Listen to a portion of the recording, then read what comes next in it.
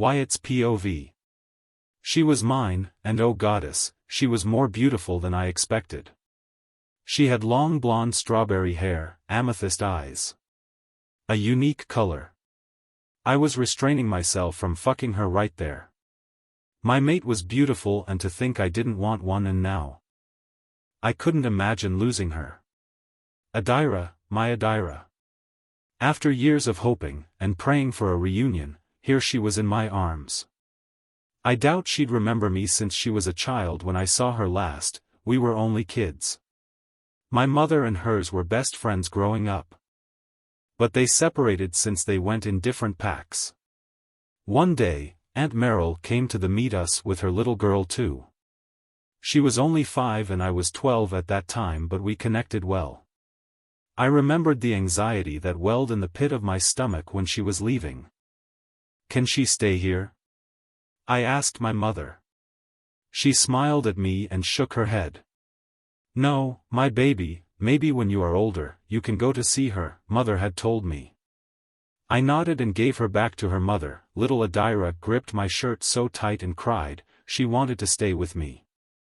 We eventually parted. I thought of her a lot, but eventually, that day became a blur and my mind convinced me that it was only a dream until I found her again. I couldn't forget those eyes. She stirred a little in my arms and only did I realize she was sleeping. I carried her out of the hall. Many eyes watched me in awe and women were jealous of her. Adira was not popular, and I could tell she wasn't treated well by the way they glared at her, but that is about to change now. And that pup, the way he touched her, my wolf, Rolf, growled. Anger took over when I remembered that. He touched her like he had some sort of claim on her. My wolf growled in my head. Our mate was mine, only ours. I was told that our rooms were prepared, and not wanting to wake her, I lay her gently on the bed. I watched her sleep before placing a lingering kiss on her forehead. She didn't recognize us. She was 20 yet had never shifted even though her wolf appeared already. I was reminded by how her eyes shone a distinctive purple when our eyes locked gazes from up close. They were only one bloodline whose eyes were like that. The Moon Wolves. I'll ask my mother to tell me more about the Wade heritage.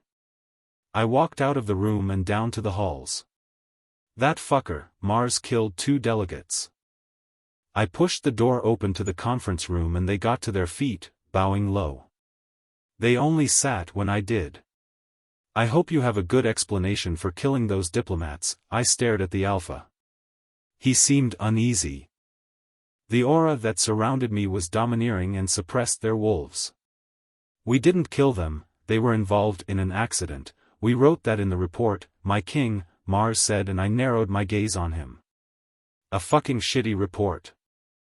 Those delegates were sent to find out what happened to the Wades and hear from you in detail how and why they were killed without the Parliament knowing of it. This pack was growing suspicious.